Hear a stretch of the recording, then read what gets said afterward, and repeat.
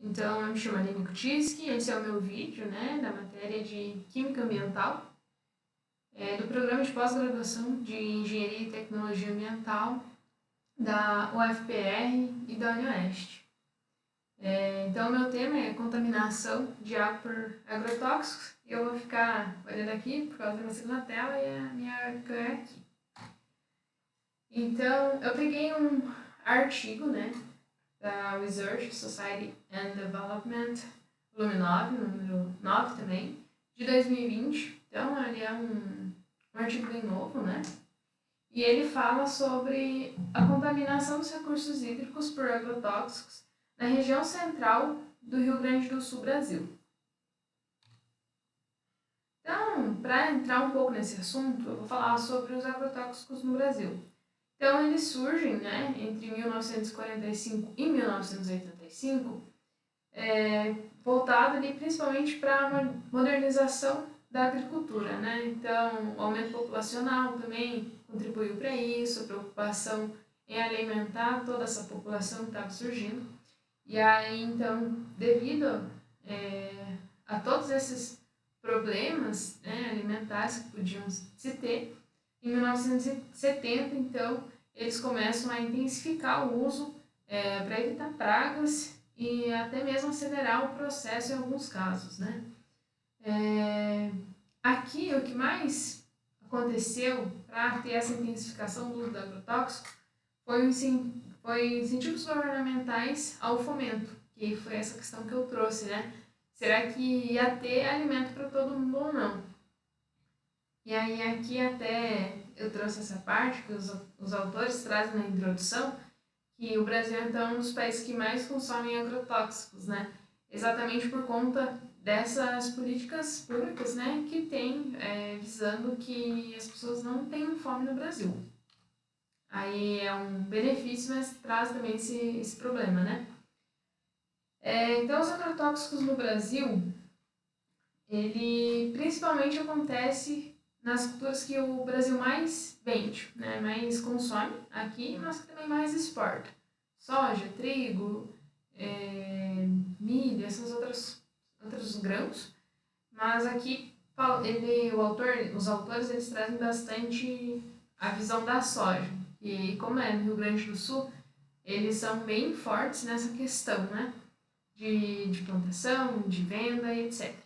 Então, entre 1990 e 2005, o cultivo da soja representou 36% da área plantada no Brasil. Então, o Brasil ele é extenso, né? Então, 36% é uma área muito grande.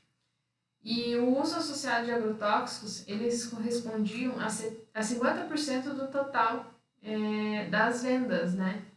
Então, pelo menos 50% ali da venda de soja tinha pelo menos um agrotóxico. Aí aqui, como eu já estou falando na introdução, né, do meu artigo, eles trazem essa pergunta, né? Será que apenas as leis mais fortes e rígidas são a solução? Então, assim, o Ministério da Agricultura, ele libera, né, o uso no Brasil de mais de 474 tipos de agrotóxicos. Então, para se ter um controle e saber bem exatamente o efeito de todos esses agrotóxicos, ele é complicado, né? Então, isso daí é bem difícil, né? Então, tem até as leis, mas é muita quantidade, né? Muita quantidade mesmo. E fora também que tem uma influência externa, né? Então, os grupos de interesse ligados à indústria, as empresas ali que têm os agrotóxicos, né? Que produzem também, que consomem. A gente sabe que o agronegócio é bem forte aqui no nosso país.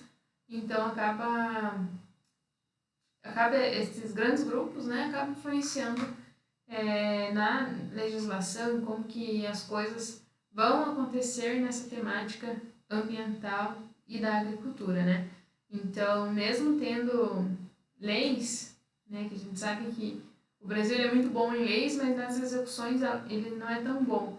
Então, acaba que essa influência externa, ela vai fazer com que as empresas, né, elas mantenham a sua capacidade de adaptação e eles acabam violando as regularizações legislativas, né? Então, como eles têm muito poder, por ser muito forte, impactar, né, a economia também, eles acabam tendo bastante poder nessa parte de leis, o que vai ser aprovado, o que não vai ser aprovado e essas outras coisas. E aí aqui, por que o uso de agrotóxico vem aumentando com o passar dos anos, né? Os autores trazem principalmente dois motivos, né? Então, a expansão do plantio de soja transgênica, que é aquelas embalagens que tem um T em triângulo, que acredito que não faz muito, até que liberaram, que começaram a utilizar isso, né, nas embalagens. A mesma coisa com o autoescardicionado, né, que começou ano passado ali.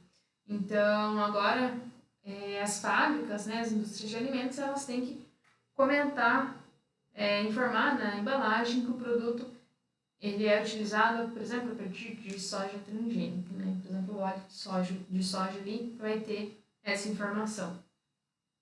E além disso também tem a crescente resistência das ervas invasoras, fungos e insetos, né? Que acaba prejudicando não só a soja, mas como muitas outras culturas, né? E isso acaba sendo um grande problema. Então aqui tem algumas fotos, né? De alguns insetos que são problemáticos ali para as plantações e alguns efeitos que eles acabam causando. Os autores eles comparam também o Brasil com os Estados Unidos e outros países em algumas questões. Então, por exemplo, aqui falando do Brasil em relação aos Estados Unidos. Então, o Brasil ele consumia, em 1991, 7 vezes menos agrotóxicos que os Estados Unidos. Só que em 2015 as quantidades elas se aproximaram, né? Então, os Estados Unidos continuou consumindo, mas o Brasil ele aumentou muito a sua produção, né? Novamente relacionado por conta das políticas públicas de fomento, igual eu comentei com vocês anteriormente. Então, os Estados Unidos e o Brasil, os dois correspondem 36% do total de agrotóxicos utilizados no mundo. Então, o Brasil com 18%, os Estados Unidos com 18%. Claro que a densidade demográfica ali, o tamanho do território contribui muito para isso, né? Então, são países grandes. Mas, por exemplo, a China e a Ásia ali também são continentes grandes, né? E acaba que não consome tanto assim, né? Principalmente devido às políticas serem mais efetivas, né? Então, a China e a Argentina consomem 11% e a União Europeia com 13%. Então, aqui os autores trazem o uso por região. Como vocês podem ver, tem as regiões aqui do Brasil, né? E aí aqui ele traz que o Centro-Oeste, ele consome, né? Ele usa, no caso, 33% aproximadamente de agrotóxicos ali por região, né? Então, é bastante. Tudo que ele planta, 33% tem agrotóxico. O Sul é o que menos usa agrotóxico, e aí as demais regiões, não é que o Sul seja a que menos consome, né? Mas as demais regiões consomem juntas, tirando o Centro-Oeste, que está em amarelo, e o Sul que está em vermelho, as demais regiões consomem quase 37%. E aí a gente passa a analisar o Sul e o Centro-Oeste, que é onde tem grandes áreas, né, voltadas aí para essa plantação, por exemplo, Rio Grande do Sul, Mato Grosso do Sul e o Mato Grosso, que são bem fortes nessa parte da agricultura, então eles, quando tu olha assim, tu consegue observar, né, essa quantidade de agrotóxico que eles usam. E aí as demais regiões, claro que, né, são bem maiores, então juntas elas vão consumir mais. Mas quando tu observa eles separadamente, o uso do Sul e do Centro-Oeste é significante, né? Então, aqui tem alguns tipos de agrotóxicos, né? Claro que acredito que todo mundo já tenha ouvido falar do glifosato. Então, ele é um ingrediente ativo, que ele é o mais utilizado na agricultura brasileira. Então, ele representa 32% do consumo de agrotóxicos no Brasil. Isso é muito, né? glifosato ele é bem prejudicial, a gente vai até comentar dele mais ali pra frente, porém aqui o autor já pincelou um pouco na introdução. E aí ele traz distribuições do tipo de agrotóxicos comercializados no Brasil. Então, herbicidas, quase 68%, inseticidas 8%, fungicidas 8% e outros com 16,2%. Então, assim, o glifosato, ele está entrando ali na parte dos herbicidas, né?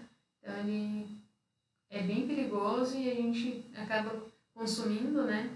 Não apenas por alimentos, mas também como terão outros temas aí que abordam a contaminação dos recursos hídricos por esses agrotóxicos, a gente acaba bem ingerindo nas águas, né? Então aqui eu trouxe uma foto do glifosato, né? Que ele é bem fácil assim de comprar, infelizmente. Ele é para estar proibido, mas a gente consegue comprar ainda, né?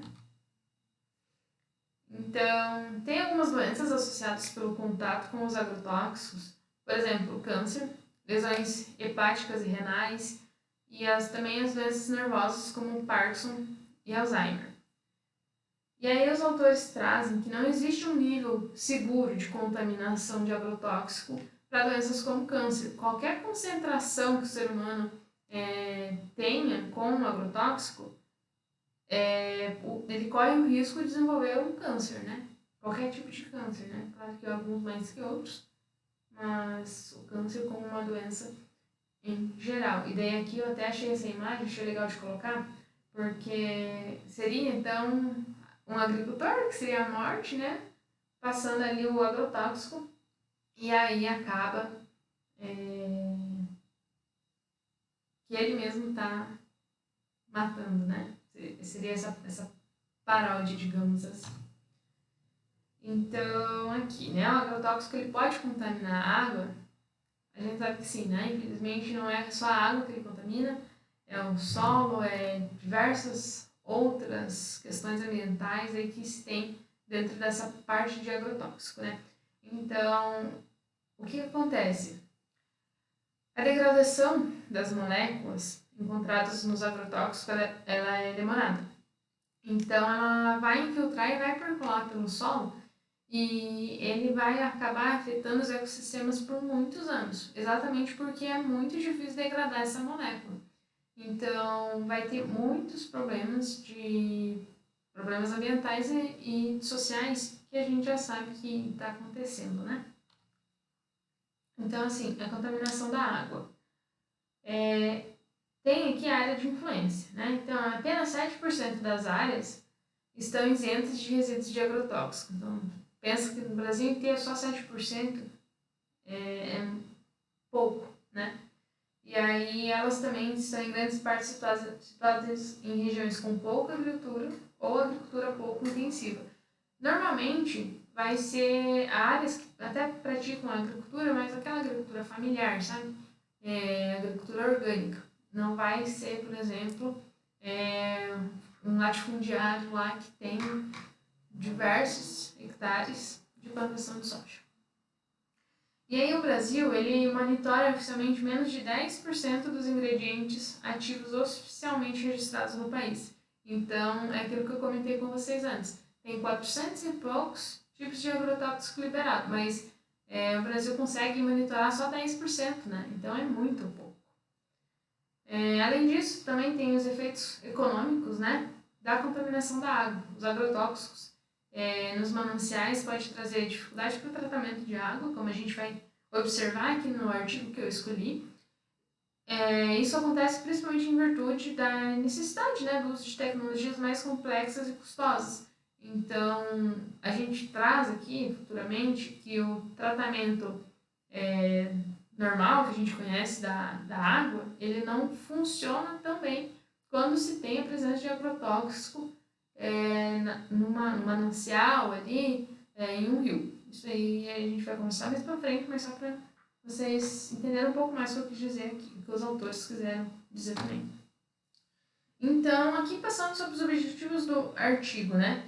Então, os autores buscaram avaliar a presença e a concentração dos princípios ativos de agrotóxicos presentes na água do rio Jacuí e na água disponibilizada para o consumo da população no município de Cachoeira do Sul, no Rio Grande do Sul, né? Então, por isso que eu comentei ali aquelas questões das regiões Sul e Centro-Oeste.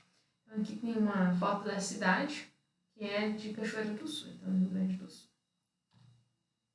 Então, aqui tem uma representação no mapa do Brasil, né? O mapa do Rio Grande do Sul, onde que fica o município.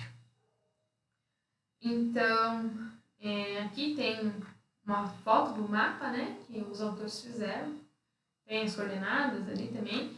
Mas quando vocês olharem ali o artigo, que eu vou disponibilizar o link em PDF, aí vocês vão conseguir acompanhar também esse mapa de forma maior, né?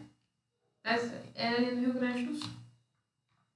Então, como que foi a metodologia dos autores, né? Então, eles coletaram 15 amostras de água entre agosto de 2017 e março de 2018.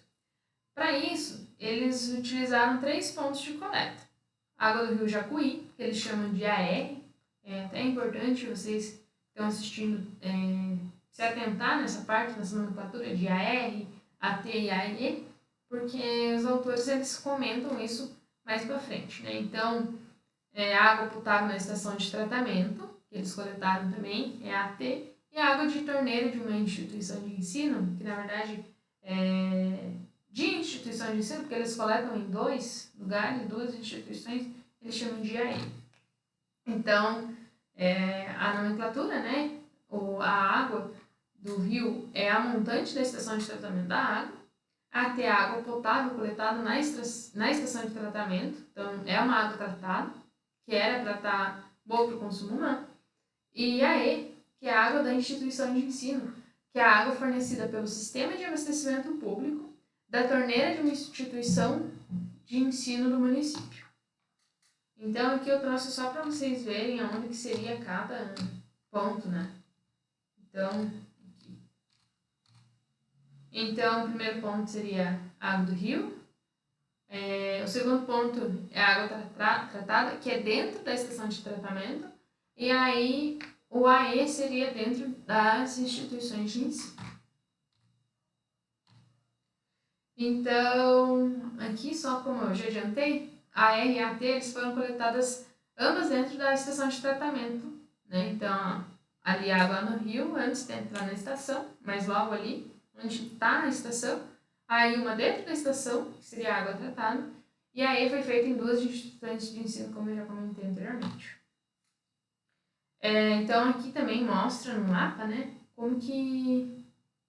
para a gente conseguir se localizar melhor, né, onde que era o rio, onde que era a ETA e as 2 instituições de ensino.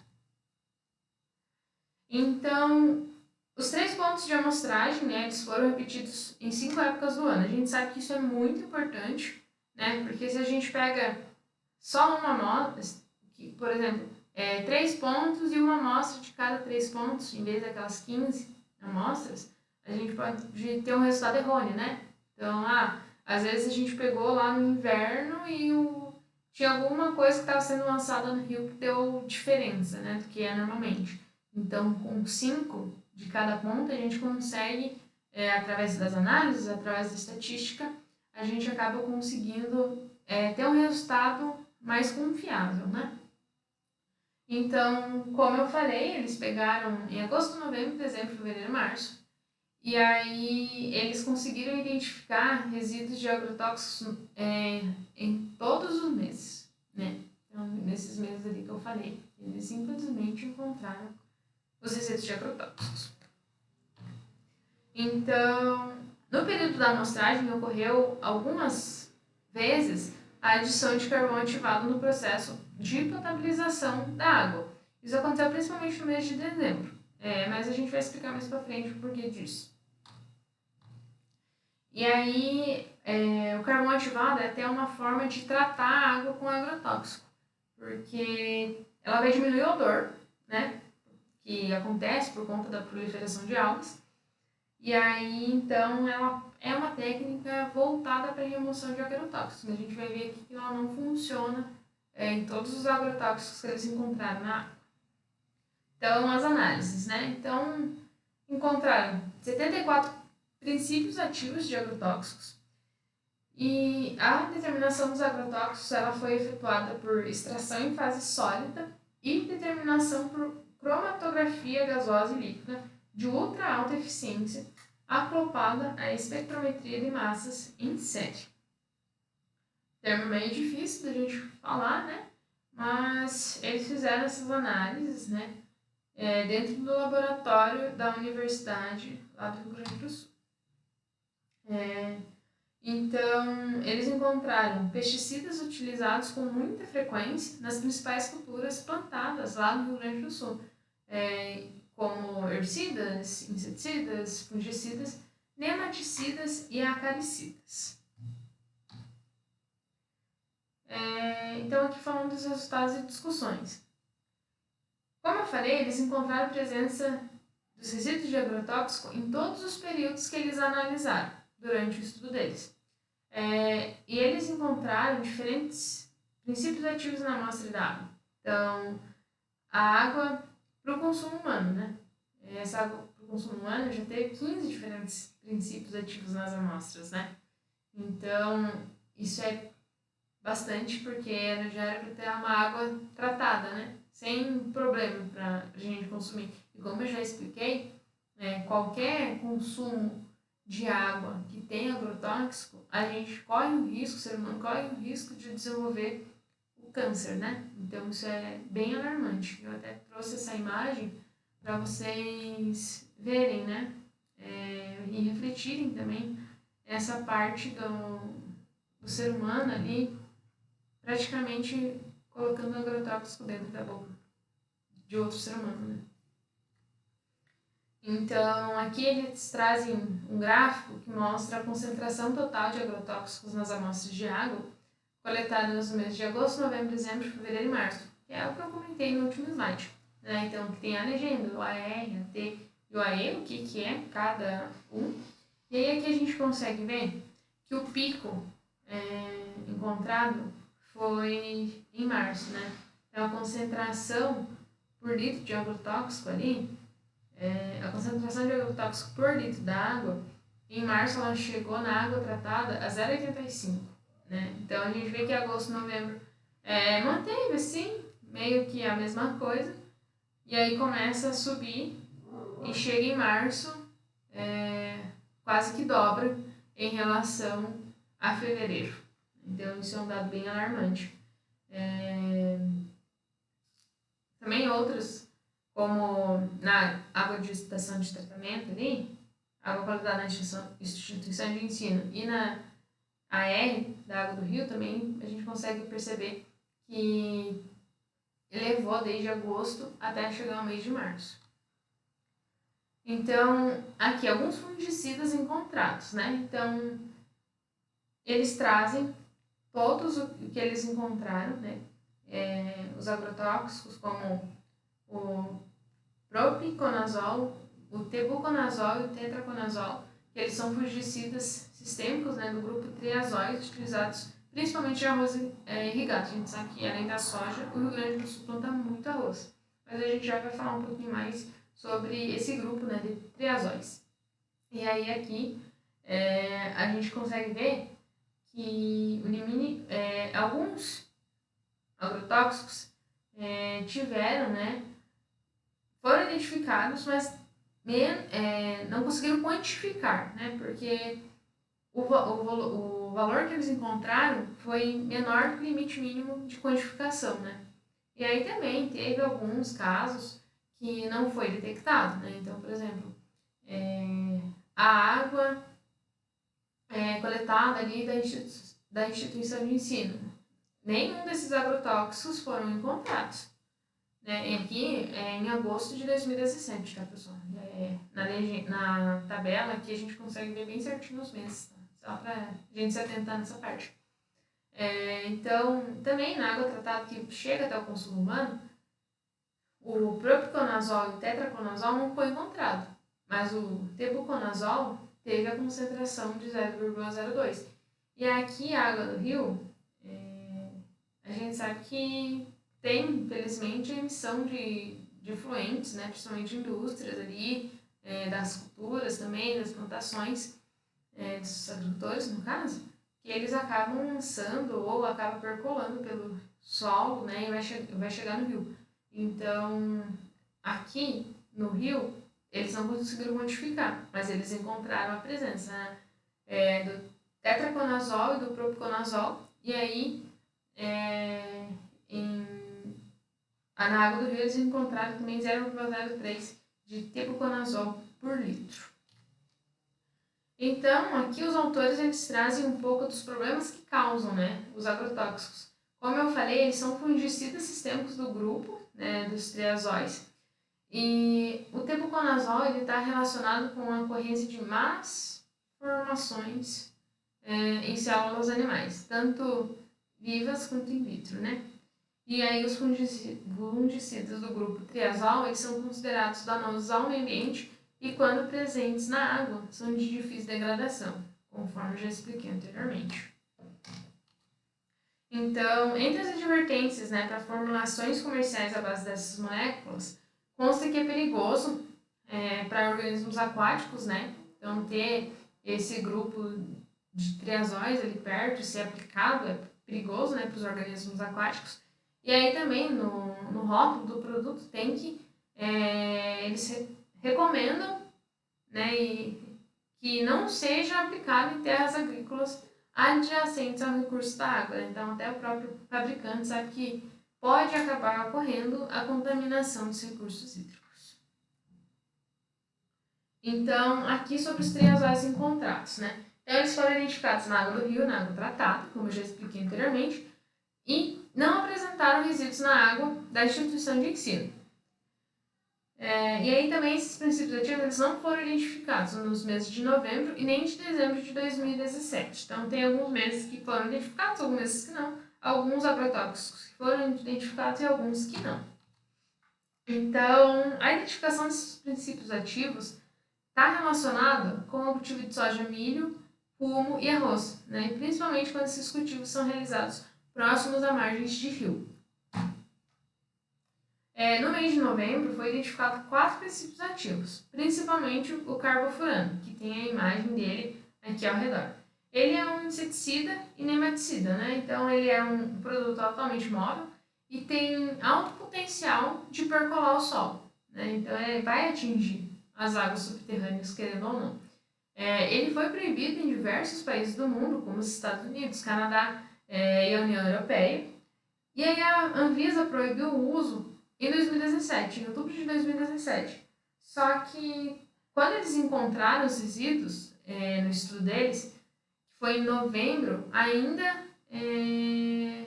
era permitido, né? Aqui, no mês de novembro, também foi identificado o inseticida imidacloprid, né? Que foi em valores quantificáveis e o uso dele ele é permitido para uso para plantação do fumo e da soja, né? E aí ele também foi identificado, além de novembro, em dezembro, fevereiro e março. Né? Aqui também tem uma imagem dele aqui que é para pesticidas, né? Que é para proteger, né, as culturas plantadas.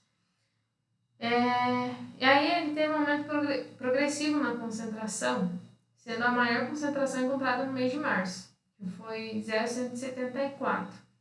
E é aqui que eu falei que ele tem seu uso permitido para o fumo e a soja, ele é proibido para pulverização aérea, né? Então, a terrestre é permitido, mas a aérea, que agora, por conta da agricultura 4.0, né?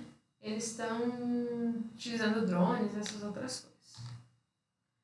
Então, aqui, sobre os agrotóxicos encontrados em novembro de 2017.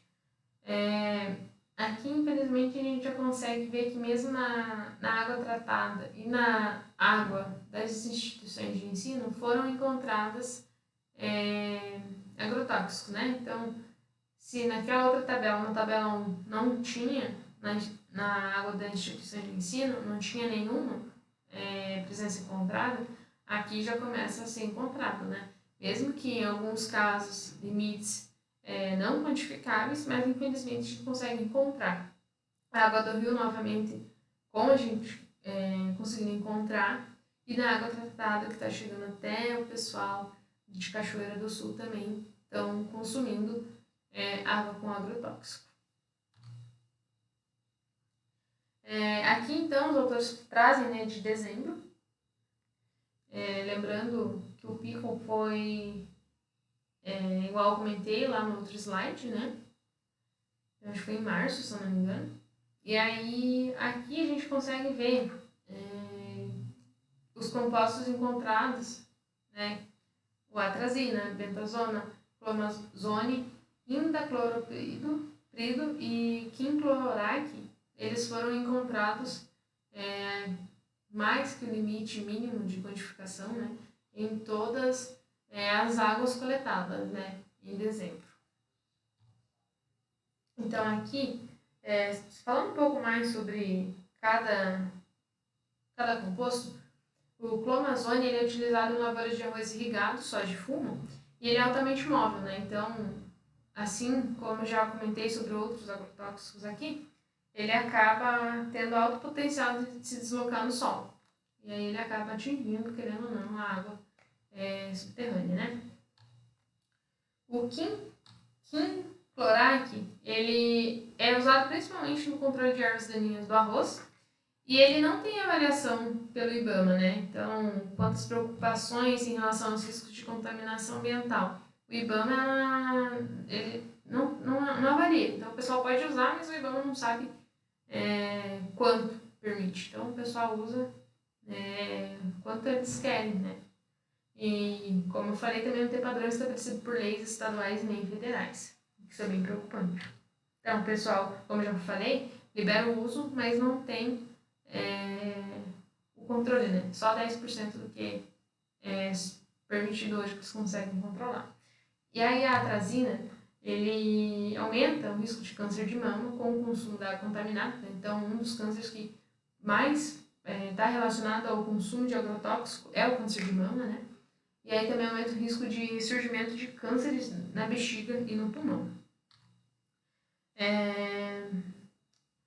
Isso aqui a gente consegue ver sobre o carvão ativado que eu tinha comentado anteriormente, né? Então, devido à proliferação das algas, né, ocorridas em dezembro, foi adicionado o carvão ativado. E aí teve uma leve redução nas concentrações de alguns compostos nas amostras de água tratada em relação à AR, né, que é a água do rio, principalmente no composto bentazona, que aí reduziu em 50% da concentração. Porém, não foi todos, como eu já havia comentado antes, né?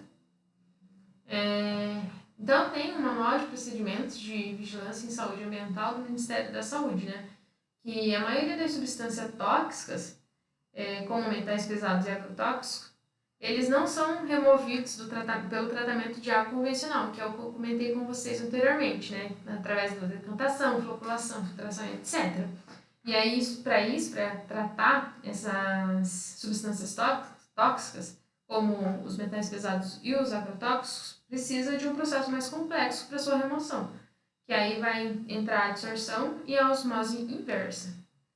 Então, esse documento ele é de 2006, e aqui eu trouxe uma imagem para vocês conseguirem conferir.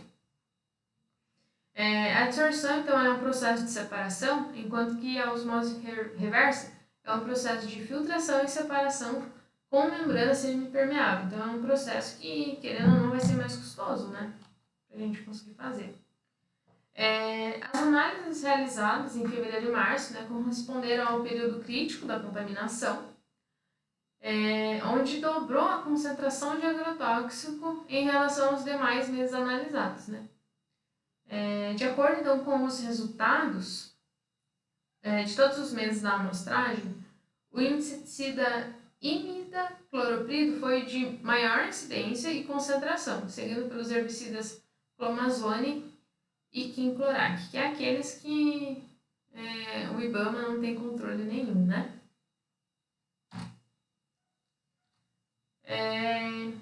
Então, aqui esse Conceal Directive, ele normaliza os padrões de potabilidade da água para a União Europeia, né? E aí ele estabelece que o valor máximo para cada composto é de 0,1, né, por litro, né? E aí a concentração máxima é de 0,5 para a soma de todos os compostos identificados. E aí, aqui eu acho bem interessante essa parte, porque os autores falam, né, que caso essa normativa que acontece lá na União Europeia acontecesse no Brasil, as concentrações encontradas nas amostras do presente estudo já seriam suficientes para considerar a água imprópria para o consumo humano. Então, aqui é a conclusão. O estudo revelou que as maiores concentrações de agrotóxicos no Rio Jacuí ocorreram entre dezembro e março, sendo os principais picos em fevereiro e março, né? E, surpreendentemente, a água tratada apresentou concentrações superiores à água do rio em alguns momentos, indicando a dinâmica desses compostos na água, né? Então, aquela questão de como é difícil tratar e da percolação desses agrotóxicos no solo. E aqui, que qualquer nível de agrotóxico ele é preocupante para a saúde humana, né? Porque o consumo contínuo pode causar danos ao fígado, sistema nervoso, cardiovascular e reprodutivo, além de aumentar os riscos de câncer, como eu já falei anteriormente. Então, no Brasil, tem limites legais para os agrotóxicos na água, né? Que eles são significativamente mais altos do que os padrões europeus. E aí permite que a concentração superiores para substâncias como glifosato e tebuconazol, que são altamente perigosos para os seres humanos, sejam utilizados a rodo, né, digamos assim. E aí, mesmo tendo monitoramento pelo programa Vigia Água, que é o Programa Nacional de Vigilância da Qualidade da Água para o Consumo Humano, há princípios ativos sem valores máximos estabelecidos nas regiões brasileiras, como eu já comentei anteriormente. A contaminação, são necessárias ações ambientais, como a manutenção de áreas de preservação, a diminuição, né, do uso de agrotóxico e o descarte correto das embalagens, né? A gente sabe que, infelizmente, tem algumas embalagens de agrotóxicos que não são descartadas conforme as legislações pedem, né? E aí também a substituição do modelo agrícola convencional por práticas mais sustentáveis é essencial para minimizar os impactos ambientais e os riscos à saúde humana. Aí as considerações finais dos autores é que os resultados mostram que o tratamento convencional da água não remove todos os resíduos de agrotóxicos, né? Expondo então a população ao consumo diário dessas substâncias. A legislação brasileira permite níveis mais altos dessas substâncias em relação a outros países, né? Principalmente com a União Europeia. O monitoramento atual ele é insuficiente para refletir a real variação da contaminação ao longo do tempo, né? Como eu já expliquei anteriormente, tem muito composto que é liberado, mas que não se tem o controle, né, dos efeitos. E aí, então, aqui que é essencial adotar medidas eficazes para remover esses compostos da água, né, mesmo sendo mais custosos e mais complexos, né. Uma medida, então, que se torna mais barata e mais efetiva é o incentivo a práticas, né, agrícolas, como a produção orgânica, a agricultura familiar, manejo integrado de pragas. E também a implementação de políticas públicas que sejam mais efetivas e rigorosas, né, com maior fiscalização, e sem tanta influência daquele pessoal que eu comentei nos primeiros slides. Então, aqui tem uma imagem, né, do meu artigo que eu escolhi. Então, foram 4 pessoas, né, que escreveram, como eu falei, publicado ali em 2020. Eu vou disponibilizar para vocês. E aí, aqui eu trago algumas imagens do que... Essa é uma contribuição minha, em conclusão um pouco ali dos autores, que seria então a agroecologia, né? A rotação de culturas, como formas, né, de usar menos agrotóxico ou de forma mais consciente. Então aqui, pessoal, além da rotação de culturas, né, também entra a parte do manejo integrado de pragas, que é o que os autores buscam, né, com esse trabalho também, a gente pensar um pouquinho mais nessa parte, e não ficar apenas usando agrotóxico, né? Então, esse foi o meu trabalho. Eu agradeço a todos que assistiram até aqui. Caso tenha alguma dúvida, podem comentar ali que eu vou responder. Também na aula, né, a gente vai sanar as dúvidas. E aí seria isso então. Muito obrigada.